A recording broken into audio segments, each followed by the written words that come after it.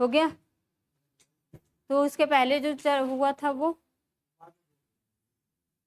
अच्छा मतलब उसमें विजुअल थी ना, ठीक है कोई बात, ठीक है सर। करो बेटा यहाँ तक करो। देखो CO2 of the tissue fluid और एल्विलाई ये दोनों बोहर्स इफेक्ट को फॉलो नहीं करते, ठीक है। बाकी आपके ब्लड में सिर्फ जो CO2 का जो डिसोसिएशन होता है वही आपका फॉलो करता है। क्यों नहीं फॉलो करते, यहाँ क्या किया है, CO2 आपका क्या होना चाहिए, हाई, और जो कि एल्विलाई में क्या होता है, ऑक्सीजन का कंसंट्रेशन हाई होता है, और हमारे ब्लड वेसल्स में क्या होता है, CO2 का हाई होता है। उसी तरह आपके इसकी साइड में आपका क्या होता है, टिश्यू फ्लूइड होता है, इसमें भी आपका CO2 की कंसंट्रेशन हाई होती है, समझ रहे हो। तो इसलिए ये आपका एल्विलाई और टिश्यू फ्लूइड इन दोनों में ऑक्सीजन का कंसंट्रेशन ज़्यादा होता है, तो ये आपके बोहर्स लॉ को फॉलो नहीं करते हैं, सिर्फ ब्लड वेसल्स ही करता है जिसमें आपका ब्लड रहता है। इसी चीज़ को यहाँ पे लिखा, ये क्वेश्चन आपके KVS वगैरह में पूछे जाते हैं, ELT के क्वेश्चन बनते हैं, ठीक है। यूपी में क्वेश्चन ऐसे सीधे सीधे रहते हैं, ELT KVS में क्वेश्चन ऐसे फंसा के देता है, ठीक है। वो पूछेगा कि बोहर्स लॉ में कौन सी चीजें हैं जो फॉलो नहीं करते, तो वहां लिखा रहेगा 2 option, CO2 of the tissue fluid और एल्विलाई, ये दोनों एग्जर्ट नहीं करते, बोहर्स लॉ में फिट नहीं होते।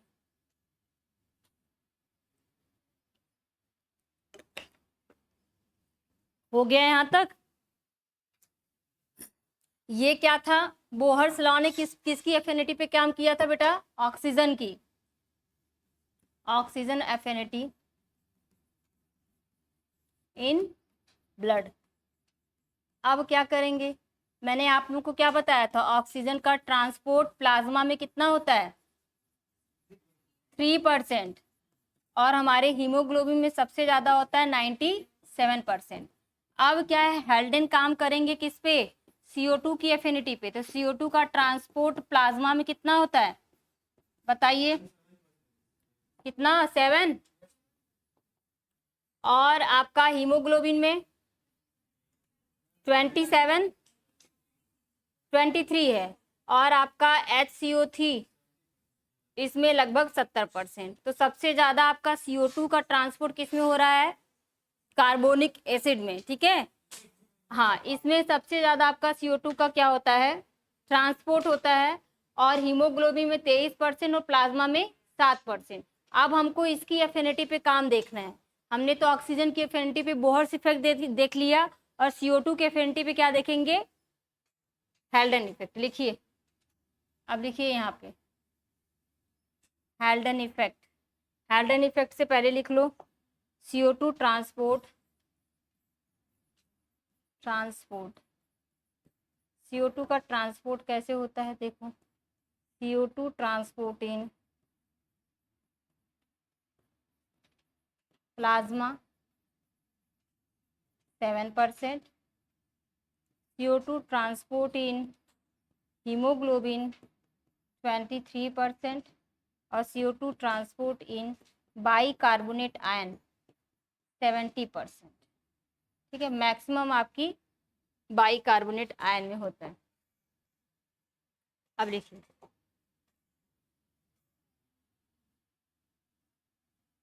लिखो most of CO2 transport in blood in the form of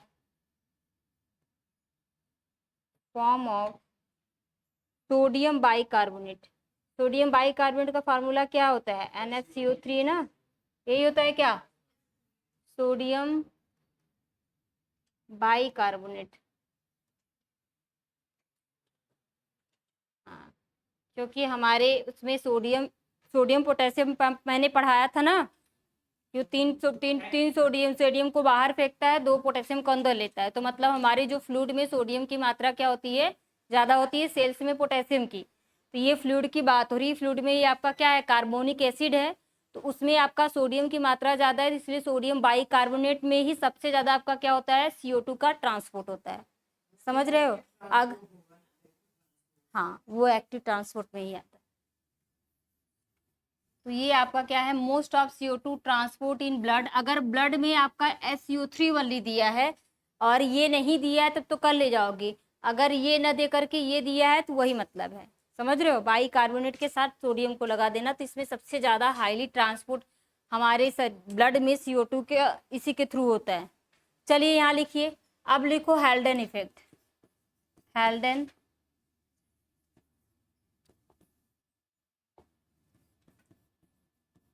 हेल्डन effect. हेल्डन effect में क्या है, CO2 affinity in blood, blood में CO2 की एफिनिटी पे आपका कर्व बनता है।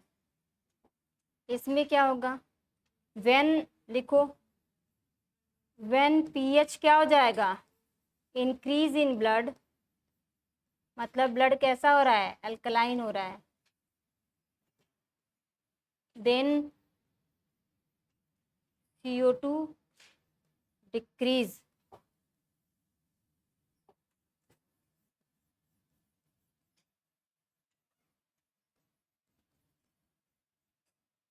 Curve shift to left side. This effect is called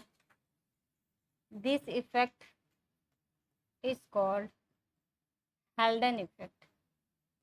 Halden effect मतलब pH की वैल्यू क्या हो रही है बेटा, इंक्रीज हो रही है। मतलब आपका pH की वैल्यू इंक्रीज होने का मतलब एच आयन आपका क्या हो रहा है, इंक्रीज हो रहा है।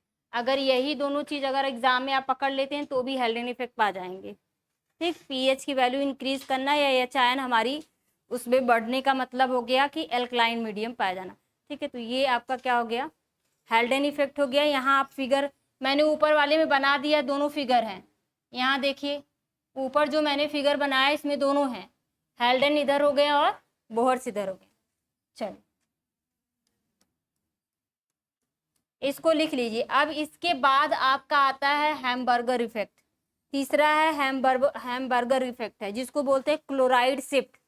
क्या बोलते हैं उसको, क्लोराइड शिफ्ट बोलेंगे। तीन आपको इफेक्ट पढ़ना है, हेल्डन, बोहर्स और हैमबर्गर या क्लोराइड शिफ्ट। तीसरा आप लोग लिखिए हैमबर्गर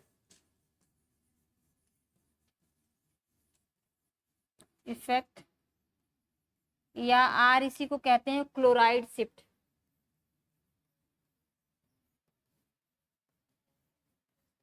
इसको ध्यान से देखेंगे तभी आप लोगों को समझ में आएगा। ठीक है, क्लोराइड कैसे शिफ्ट होता है, HA होता है कि HU होता है जी, HA है, A है, A है। इसको करिए, किस तरीके से आपका ये इफेक्ट है। हैमबर्गर नामक साइंटिस्ट ने इसको बताया है, इस इफेक्ट को दिया है कि क्लोराइड आयन किस तरीके से हमारी आरबीसी में इंटर करता है और कार्बोनिक आयन हमारी आरबीसी से बाहर आता है। इसमें मेन काम क्या होता है, जो आपका इलेक्ट्रॉन होता है उसी का बैलेंसिंग करना होता है। ठीक है, जैसे ही आपका कार्बोनिक आयन बाहर आता है आपके आरबीसी से, हमारे साइटोप्लाज्म में या जो आपका इंटरस्टिशियल फ्लूइड होता है उसमें जैसे आएगा, आरबीसी से बाहर आता है, प्लाज्मा में आता है, वैसे ही क्लोराइड आयन उसकी चीज़ों को बैलेंस करने के लिए हमारे आरबीसी में घुस जाती है, तो उसी को कहते हैं क्लोराइड शिफ्ट। पर ये आसान तरीका नहीं है, इसको थोड़ा समझना पड़ेगा। क्या, हाँ हाँ, उसमें वो साल्ट वाला रहता है, NaCl होता है। ठीक है, हाँ चलिए यहाँ देखो, ये हमारी सेल है, इस सेल में क्या है आपका CO2 और इसके चारों तरफ टिश्यू फ्लूइड है। यहाँ लिखो, बता रहे हैं, इसको कहेंगे, ये आपकी टिश्यू है, टिश्यू लिखिए या तो इसी को सेल लिखिए। और इसमें जो ये फ्लूइड है इसको कहेंगे इंटरस्टिशियल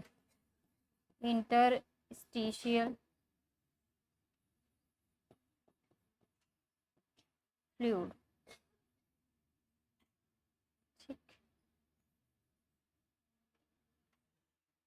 और यहाँ पे आपका टिश्यू कैपिलरी है।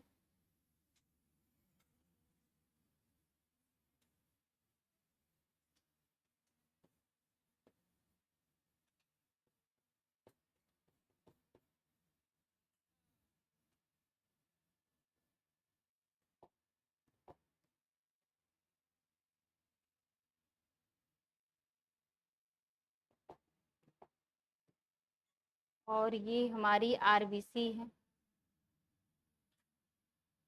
ये हमारी क्या है, आरबीसी है। और यहाँ पे हमारा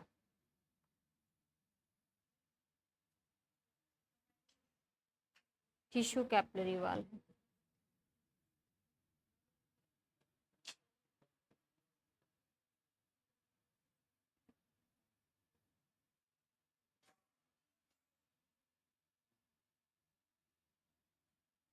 यहाँ CO2 आया और ये बाई डिफ्यूज़न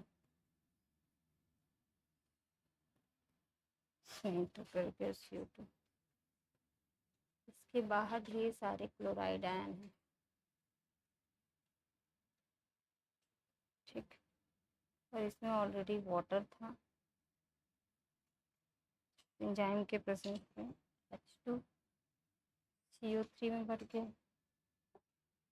पहले आप लोग लिखेंगे नहीं, पहले मुझे कर लेने दो फिर करेंगे। कार्बोनिक एनहाइड्रेट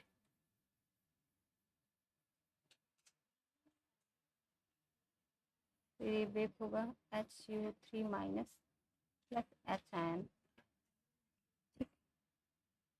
और ये HCO3 माइनस यहाँ से हमारे ब्लड में आ गया और H आयन कंबाइंड कर लिया H आयन प्लस हीमोग्लोबिन से।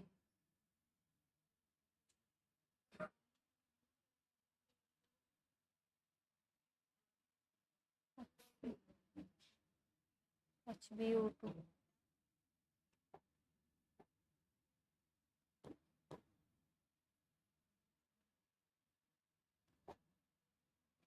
HbO2 कंबाइन करके HB के साथ बन गया।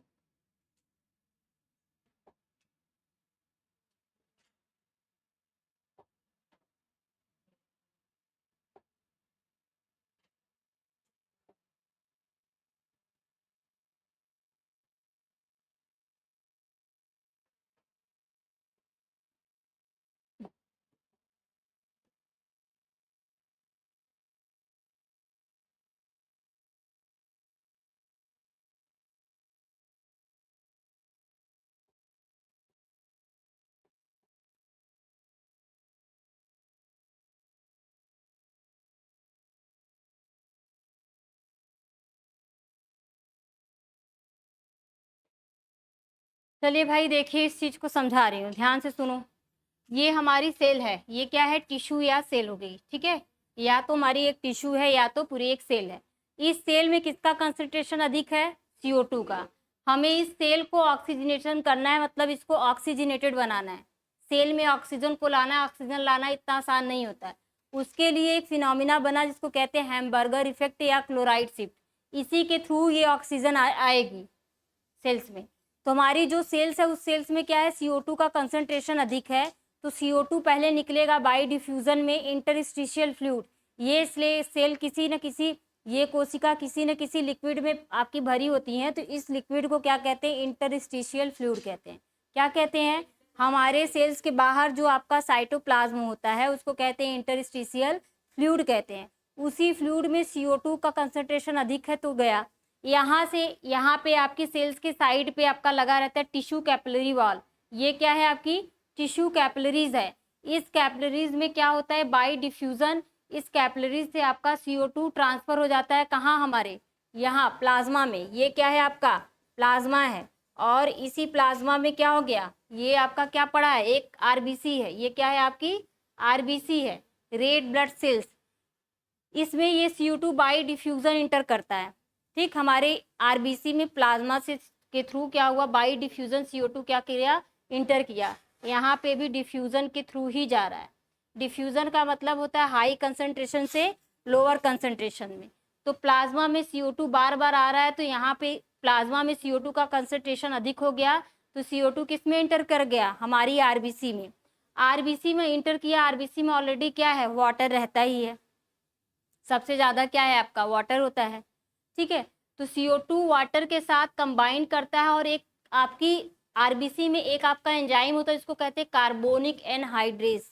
ये सबसे फास्टेस्ट एंजाइम है, सारी एंजाइम में सबसे फास्टेस्ट एंजाइम यही है।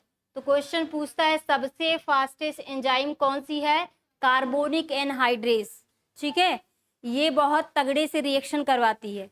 तो इसमें जो CO2 और H2O है, कार्बन डाइऑक्साइड वाटर आपस में रिएक्शन कर लेते हैं due to presence of carbonic anhydrate. Question पूछता है हैम्बर्गर इफेक्ट में जब आपका CO2 आपकी आरबीसी में इंटर करता है तो O2 के साथ किस एंजाइम की हेल्प से आपका कंबाइन करके कार्बोनिक एसिड बनाता है, तो क्या कहेंगे, कार्बोनिक एसिड बनाया तो कार्बोनिक एनहाइड्रेस, ठीक है। तो ये आपका सबसे तगड़े से क्या करता है, कार्बोनिक एसिड बनाया। अब ये कार्बोनिक एसिड अपने मॉलिक्यूल्स में टूट जाती हैं, तो ये आपका H2CO3 है ना, तो HCO3 इधर हो गया और H+ आयन यहाँ हो गया, ठीक। जैसे ये टूटा और ये जैसे फ्री हुआ, ये कभी आरबीसी में नहीं रहता, ये भाग के कहाँ चला जाता है, प्लाज्मा में। ये आरबीसी में ज़्यादा देर तक नहीं रहेगा, आरबीसी में रहेगा तो फिर इसके साथ आके CO2 बाइंड कर लेगा, फिर पॉइजनस सब्सटेंस बना लेता है। इसलिए तुरंत अपने आप को बचाने के लिए कहाँ भाग के आ गया, प्लाज्मा में। जैसे ये प्लाज्मा में आता है वैसे आपके प्लाज्मा में पहले से क्लोराइड आयन रहते हैं, जैसे ये बाहर निकलता है इसकी इलेक्ट्रोलिटी को मेंटेन करने के लिए तुरंत क्लोराइड आयन शिफ्ट हो जाता है किसमें, आरबीसी में। ये जो शिफ्टिंग हुई क्लोराइड आयन की, इसकी इलेक्ट्रोलिटी को मेंटेन करने के लिए, इसकी हिंदी में क्या उसको बोलेंगे भाई, इलेक्ट्रॉन की बैलेंसिंग को मेंटेन करने के लिए क्लोराइड आयन जैसे प्लाज्मा से इसमें शिफ्ट में हुआ और आरबीसी में, इसी को कहते हैं क्लोराइड शिफ्ट, ठीक। क्या कहते हैं, क्लोराइड शिफ्ट, समझे। अब यहाँ हुआ क्या, जैसे ये आपकी कार्बोनिक एसिड जैसे प्लाज्मा में आया वैसे CO2 शिफ्ट हो गया आरबीसी में, अब यहाँ मेंटेन हो गया, ठीक है। ये आयन बाहर गया तो ये अंदर आ गया, अब मेंटेनेंसी आपकी बराबर है। अब यहाँ पे क्या हुआ, ये आयन फ्री है ना, और इसमें आपको पता है आरबीसी में आपका क्या होता है, ऑक्सी हीमोग्लोबिन पहले से ही रहता है।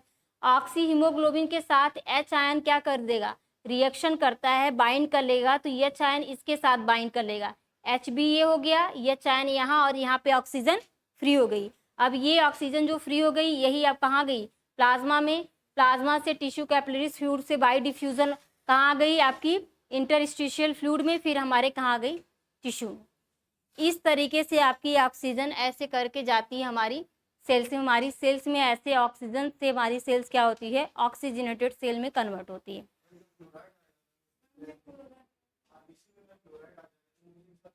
नहीं, वो रिएक्शन नहीं करेगा क्योंकि वहाँ बस शिफ्टिंग के लिए है, उसके लिए केमिकल नहीं होते हैं क्योंकि ऑलरेडी सब बाइंड कर चुके हैं, तो बचा ही कुछ नहीं, कहाँ से रिएक्शन करेगा।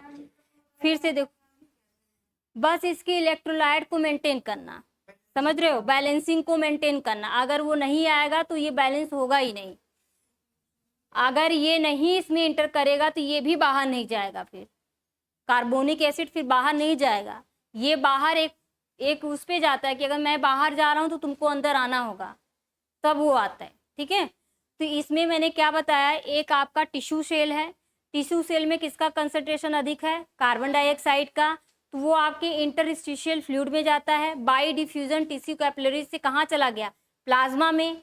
प्लाज्मा में फिर बाई डिफ्यूजन आपकी आरबीसी में। आरबीसी में आपका क्या है, water, due to presence of carbonic anhydrate के प्रेजेंस में एंजाइम्स में दोनों ऑप्शन रिएक्शन करके क्या बना लिए, बाई कार्बोनेट आयन बना लिए।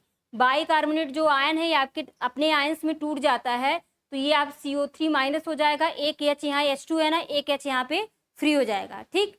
अब ये वाले जैसे अब ये आयन क्या हो गया, फ्री हो गया, तो ये तुरंत चला जाएगा प्लाज्मा में। अगर यहाँ रहेगा ना तो CO2 के साथ बाइंड कर लेगा तो बाई कार्बोनेट बना लेगा, फिर वहाँ पे दिक्कत, सफोकेशन वाली दिक्कत होने लगेगी, हमारी आरबीसी मरने लगे क्योंकि फिर वहाँ पे CO2 का मात्रा बढ़ गया, ठीक।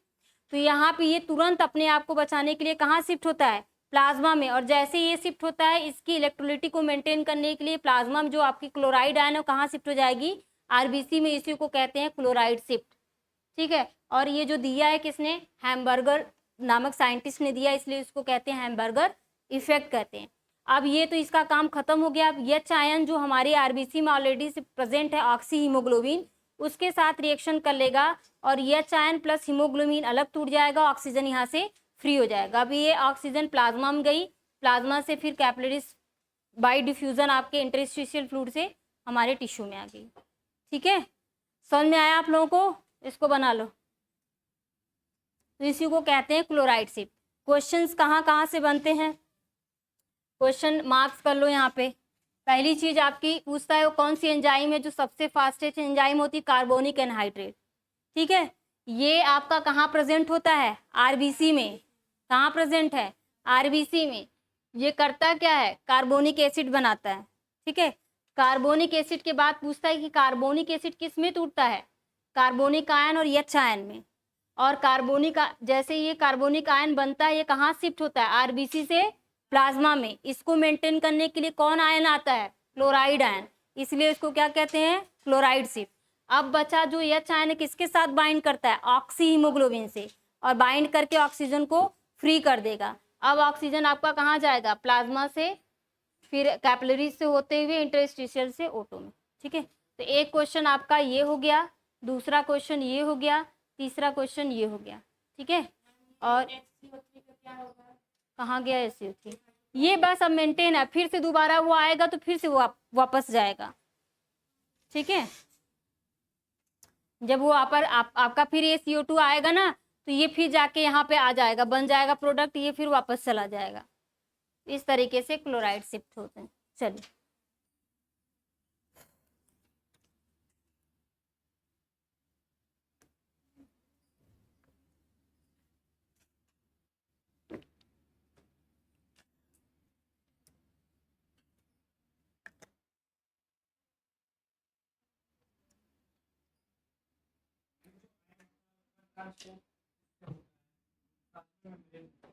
हाँ, चैनल होते हैं, सोडियम पोटेशियम चैनल, बहुत सारे चैनल होते हैं, उस चैनल के थ्रू भी होता है, बट यहाँ चैनल नहीं पढ़ना है, यहाँ आप बस याद रखेंगे।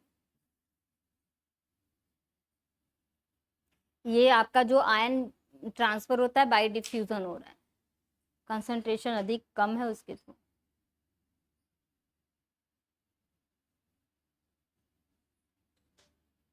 अभी मैं इसको लिखवा देती हूँ, ठीक है, घबराइए नहीं, लिखवा देती, थोड़ा सा चीज़ है जो इम्पोर्टेंट है उसको लिखवा दूंगी, बोल दूंगी, लिख लोगे ना आप लोग। इसको तो फिगर बनाई दी हूँ, बोल देती हूँ, लिख लो, करो करो करो, गलत नहीं बनाना, गलत बनाओगे तो गलत याद रहेगा। उसको जैसे जैसे मैंने बनाया है वैसे वैसे आप लोग बनाएंगे, गलत हो जाए उसको वापस से बनाओ, पर गलत नहीं बनाना।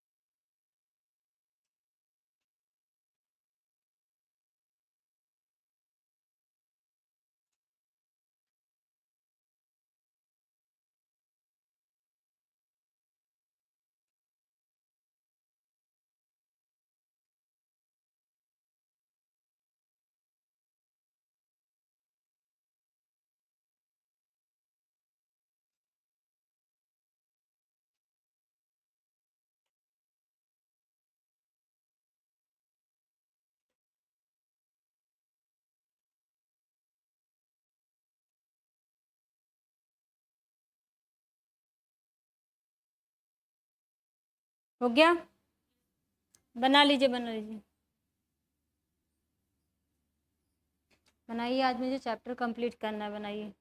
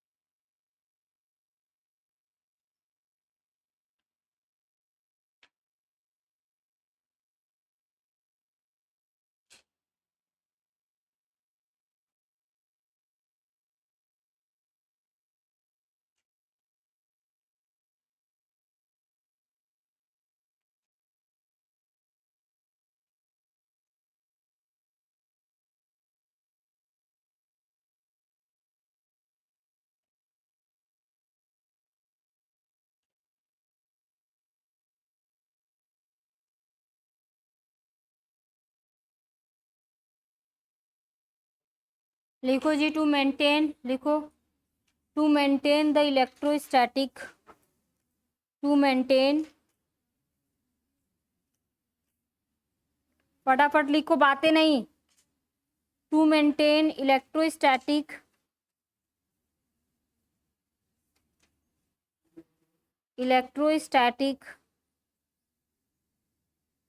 न्यूट्रलिटी, लिखो, to maintain electrostatic neutrality of plasma,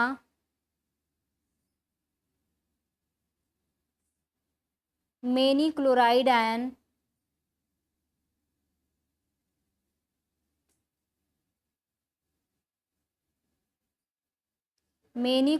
ion diffuse from plasma into RBC,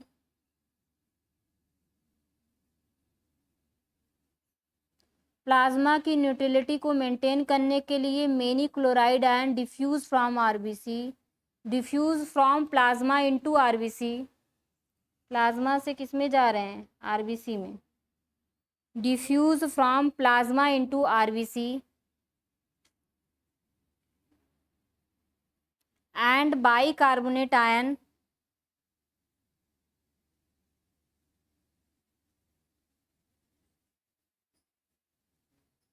diffuse from RBC into plasma, इसी का उल्टा कर देना, and bicarbonate ion pass out, लिखो चाहे डिफ्यूज लिखो, pass out RBC into plasma,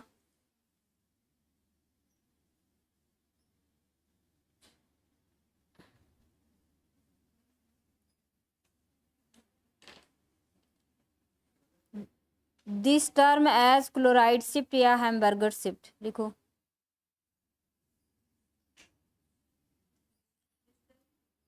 as chloride shift, इस term को कहते हैं क्लोराइड शिफ्ट या हैमबर्गर शिफ्ट।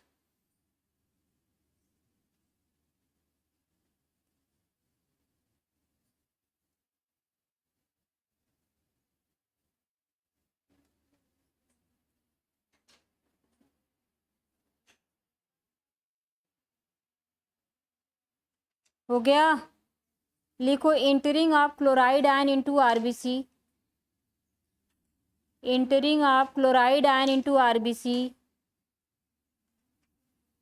नेक्स्ट लिखिए point, entering of chloride ion into RBC is known as positive chloride shift.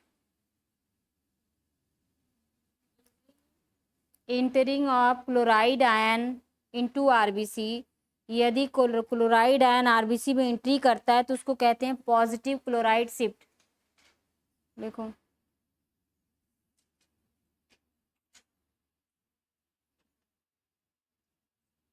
हो गया, कॉमा लगाओ, फिर लिखो shifting of chloride ion from RBC into plasma. Shifting of chloride ion from RBC into plasma, RBC से वापस plasma में chloride ion अगर shift करता है तो उसको कहते हैं negative chloride shift. Negative chloride shift. Shifting of chloride ion from RBC into plasma, shifting of chloride ion from RBC into plasma is known as negative chloride shift।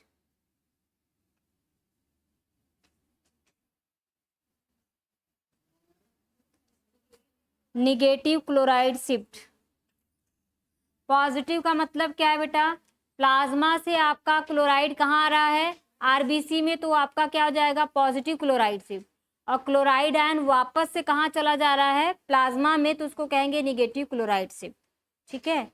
और इलेक्ट्रोलिटी of plasma की न्यूट्रलिटी को मेंटेन करने के लिए अगर chloride ion हमारी RBC में आए, CO और कार्बोनिक आयन हमारी प्लाज्मा में जाए, तो इसी को कहते हैं क्लोराइड शिफ्ट या तो हैमबर्गर इफेक्ट। इसी चीज़ को मैं लिखवाई हूँ, कुछ अनोखा नहीं लिखवा दी हूँ। अब लिखिए आप लोग कार्बन मोनोऑक्साइड पॉइजनिंग, लिखो नेक्स्ट लिखिए कार्बन मोनोऑक्साइड पॉइजनिंग।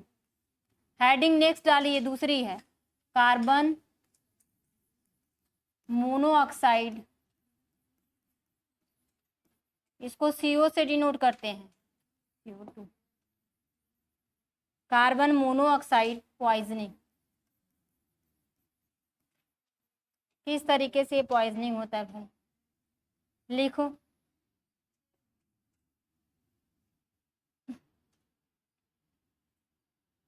ऑक्सीजन की जो अफिनिटी होती है हीमोग्लोबिन से बाइंड करने की, मैंने क्या बताया था, एक हीमोग्लोबिन मॉलिक्यूल से 4 आपके ऑक्सीजन मॉलिक्यूल बाइंड करते हैं, परंतु जो एफिनिटी इसकी होती है, मान लो सपोज दैट कि ये 1 मिनट में 100 हीमोग्लोबिन मॉलिक्यूल से बाइंड करता है ऑक्सीजन। ठीक है, तो आपका कार्बन मोनोऑक्साइड 1 मिनट में वो 200 से 500, कितना 200 से 500 बाइंड करता है, तो इससे ज़्यादा इसकी एफिनिटी हुई कि नहीं, इसलिए मोर पॉइजनस होता है। लिखो इसी चीज को, लिखो कार्बन मोनोऑक्साइड हैज अप्रॉक्सीमेटली, लिखो CO में लिखूंगी carbon monoxide has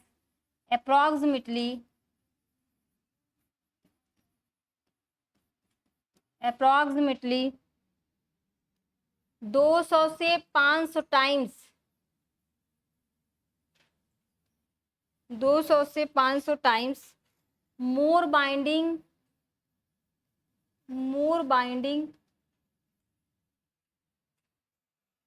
affinity for oxy haemoglobin. ठीक है, क्या HbO2, जिसको क्या कहेंगे ऑक्सी हीमोग्लोबिन। ठीक है, एज कंपेयर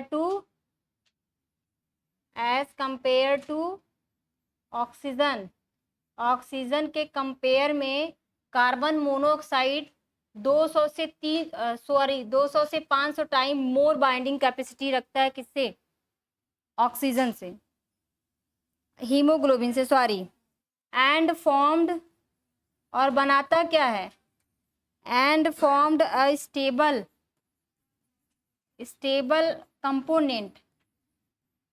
कंपोनेंट, उस कंपोनेंट का नाम क्या है, देखो कार्बो, हाँ ऑक्सी हीमोग्लोबिन, और जब ये बनाता है बेटा ना, तो हमारी जो सेल्स होती है, सेल्स में ऑक्सीजन की क्या हो जाती है, मात्रा डिक्रीज होने लगती है, और हमें क्या होता है, दिक्कत होने लगती है लंग्स में, और सफोकेशन होने लगता है, हम सांस नहीं ले पाते।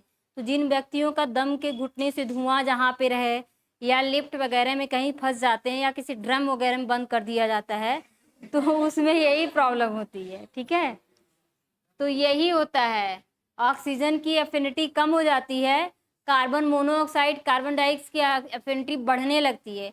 उस कंडीशन में जो ऑक्सीजन हमारी हीमोग्लोबिन से बाइंड करना चाहिए, वो आपका कार्बन मोनोऑक्साइड से बाइंड होने लगता है, और वो इतनी तगड़े से बाइंड होती है कि कम से कम अगर एक एक एक टाइम में आपका 10 मॉलिक्यूल बाइंड हो रहा है, तो उसके 200 से 500। ठीक है, तो इस कंडीशन में इंसान को सफोकेशन या दम घुटने से गायब, इस चीज को ध्यान रखें। हाँ, ऑटो में उसमें पढ़ोगे ना, सेकेंडरी प्रदूषण, प्रदूषण वाले में उसमें कार्बन मोनोऑक्साइड आता है। लिखिए क्या हुआ, क्या हो गया,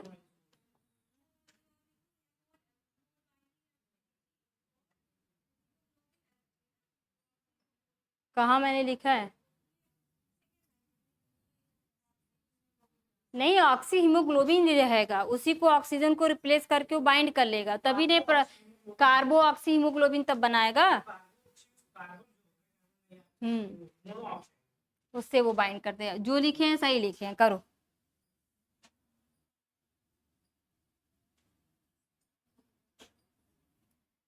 कार्बो ऑक्सी हीमोग्लोबिन कॉम्प्लेक्स, और इसमें होता क्या है,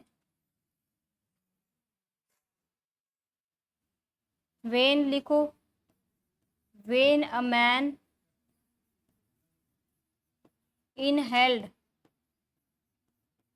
inhaled carbon monoxide, he suffered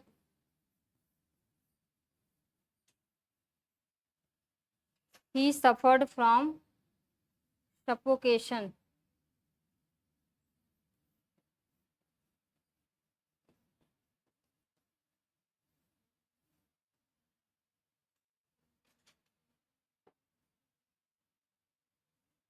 मैंने आप लोगों को वो बता ही दिया, फिर बार बार लिखवाने का क्या मतलब।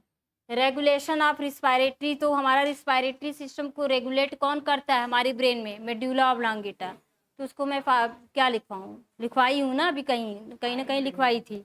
हाँ, वो हाइंड ब्रेन का पार्ट होता है, वो क्या करता है आपका, करता है, उसमें आपके दो सेंटर होते हैं, एक डीआरजी होता है, क्या है, वीआरजी, चलो उसका कोई मतलब नहीं, चलो।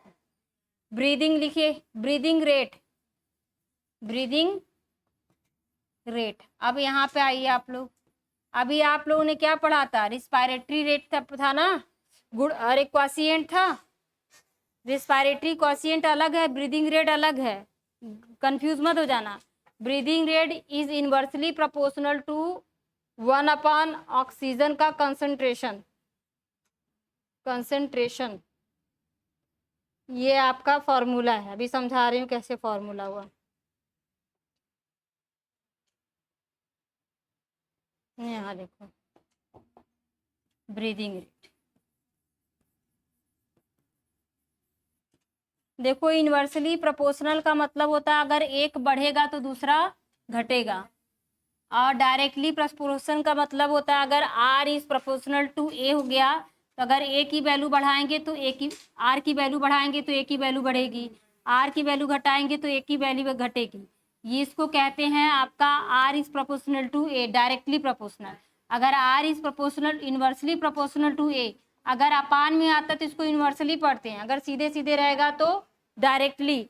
अगर आर की वैल्यू बढ़ाएंगे तो ये ऑटोमेटिक घट जाएगी, अगर आर की वैल्यू घटाएंगे तो ये ऑटोमेटिक बढ़ जाएगी।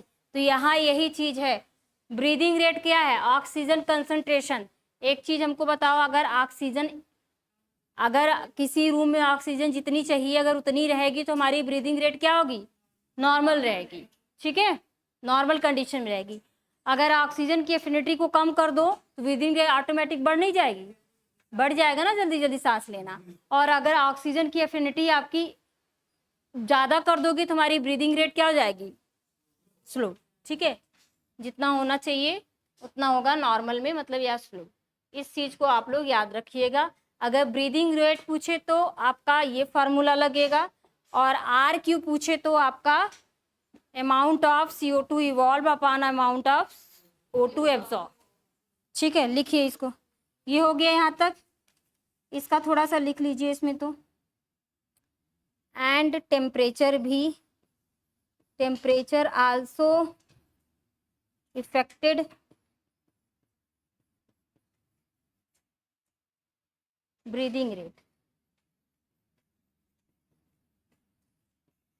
टेम्परेचर भी आपका क्या होता है, ब्रीदिंग रेट को इफेक्ट करता है, और ये क्या होगा, डायरेक्टली प्रोपोर्शनल होगा। ठीक है, तो breathing rate is directly proportional to temperature. अगर कहीं का टेम्परेचर बहुत हाई है, बहुत गर्मी है, तुम्हारी ब्रीदिंग रेट क्या हो जाती है, और बढ़ जाती है। बहुत गर्मी रहती है तो वहाँ हम लोग जल्दी जल्दी सांसें लेते हैं ना, तो टेम्परेचर भी आपकी इफेक्ट। यहाँ क्वेश्चन डाल, यहाँ पे ऐसे लिख लेना, फैक्टर अफेक्टिंग, फैक्टर अफेक्टिंग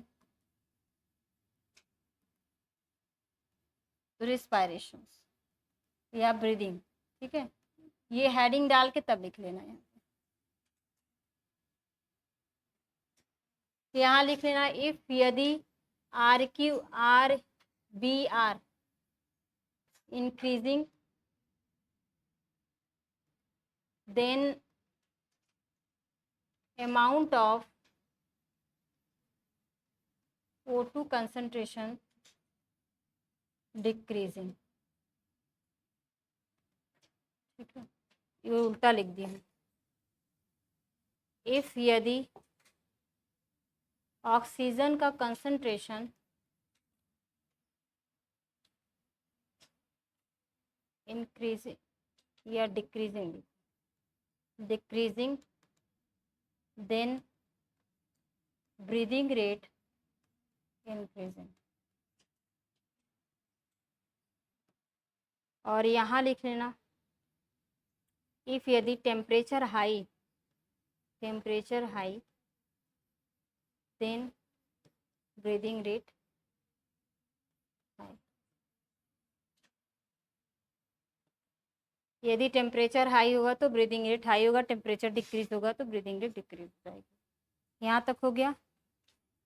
अब बेटा आप लोग डिसऑर्डर लिख लो, कौन कौन से डिसऑर्डर होते हैं। 5 मिनट और लगेगा इसको कंप्लीट कर लें। डिसऑर्डर ऑफ रिस्पायरेटरी सिस्टम कौन कौन से, लास्ट टॉपिक है, लिख लीजिए, चैप्टर खत्म हो जाए। Disorder of respiratory, respiratory system. Respiratory system से कौन कौन से रोग आपको हो सकते हैं, किस प्रकार की डिसेबिलिटी या डिसऑर्डर हो सकता है। तो दो होते हैं, एक आपका ऑक्यूपेशनल होता है व्यावसायिक रूप से, और एक आपका नॉर्मल कंडीशन में होता है इन्फेक्शन के थ्रू। ठीक है, एक आपका ऑक्यूपेशनल होता है। ऑक्यूपेशनल का मतलब होता है व्यवसायिक, व्यवसायिक का मतलब कामकाजी जो आदमी, जैसे मजदूर वगैरह हैं, कोई कंपनी में काम कर रहा है, कोई ग्लास वाले फैक्ट्री में काम कर रहा है, कोई फ्लोर वाले फैक्ट्री में आटे चक्की पे काम कर रहा है, तो उन सारी चीज़ों से भी आपको क्या होते हैं, रिस्पायरेटरी डिसऑर्डर होते हैं। ठीक है, और जो नॉर्मल कंडीशन में हो रहे हैं तो इन्फेक्शन बाई बैक्टीरियल हो गया, बाई वायरस हो गया, मैलिग्नेंट वो क्या बोलते हैं, हाँ वो उनसे पॉलन ग्रेन वगैरह से, तो ये सारी चीज़ें होती है। एक मैलिग्नेंसी आती है जिसको लंग कैंसर कहते हैं, कैंसर के थ्रू, ये सारे नॉर्मल कंडीशन में। यहाँ लिखो नॉर्मल कंडीशन,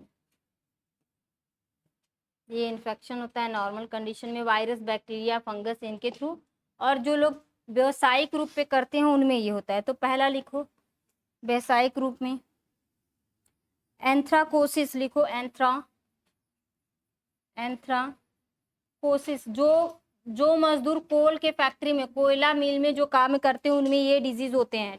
ठीक है, लिखो कोल वर्कर, कोल वर्कर, ये आपका coal worker deposit, deposition of fibres tissue, fibres tissue fibrous है भाई, fibrous, fibrous tissue in the lungs, in the lungs causing bronchitis and emphysema।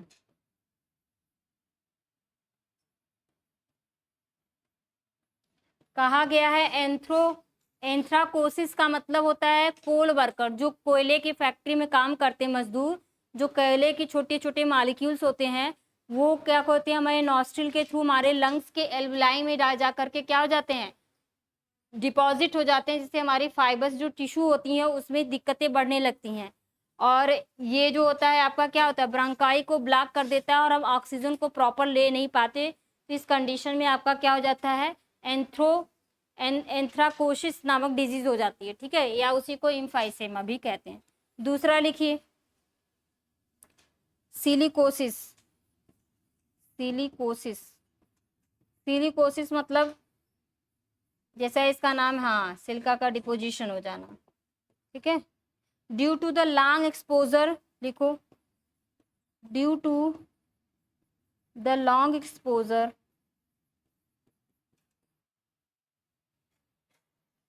Exposure to dust containing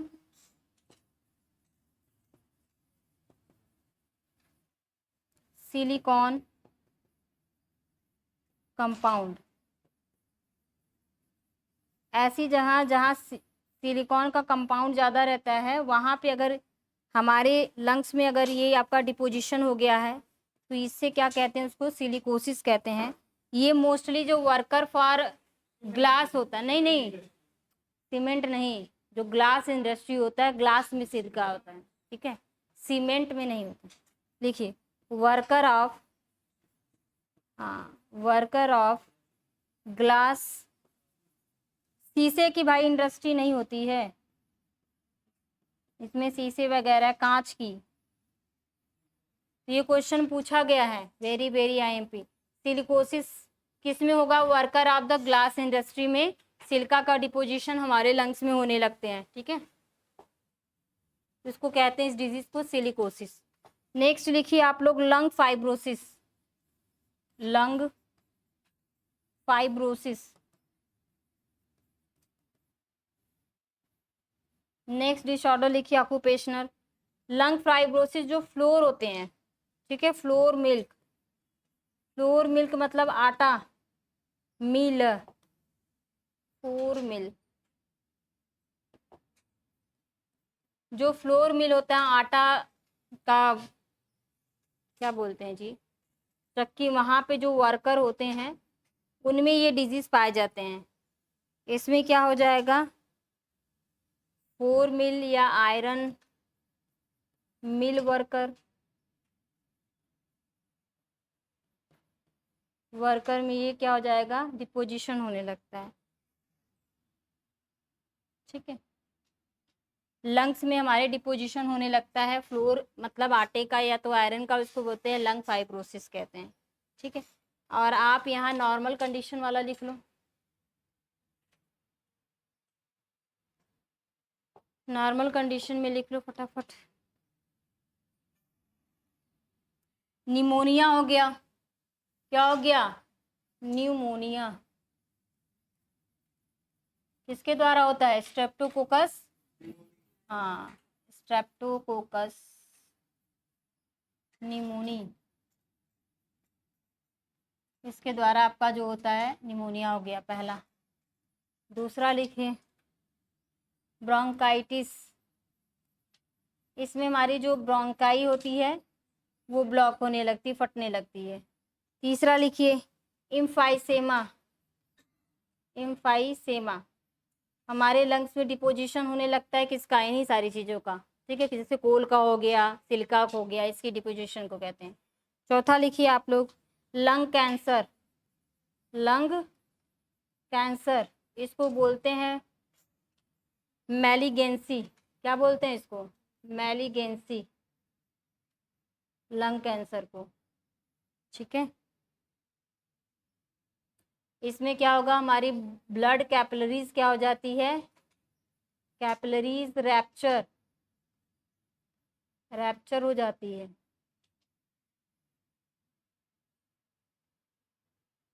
and blood start flow and death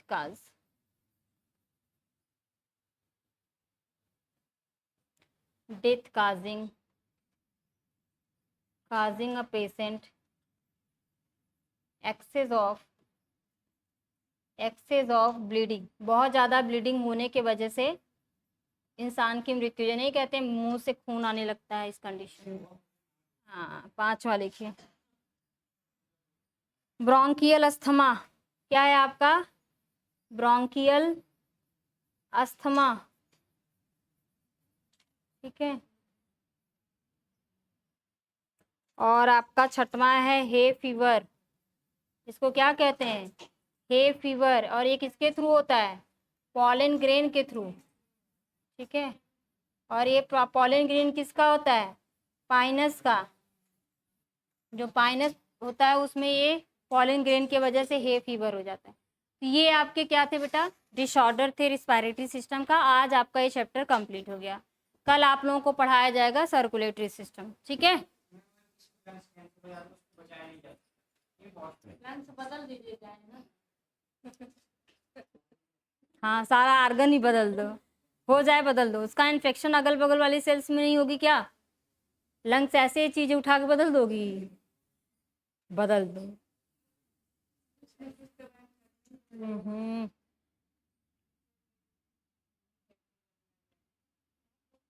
जो cancerous चीजें होती है वो जहाँ infection होगा वहां से तुम कट करके निकाल सकती हो, पूरा चीज नहीं निकाल के रख सकती। सारे आर्गन ट्रांसप्लांट नहीं होते कि ये भी बदल दो, वो भी बदल दो, ये भी बदल दो। आपकी किडनी हो सकती है, हार्ट हो सकता है, ये दोनों आर्गन आपके होते हैं। बाकी सारी चीजें एक्सपेरिमेंटली है भाई, कहने और करने में बहुत अंतर होता है, इंसान का जान भी चला जाएगा।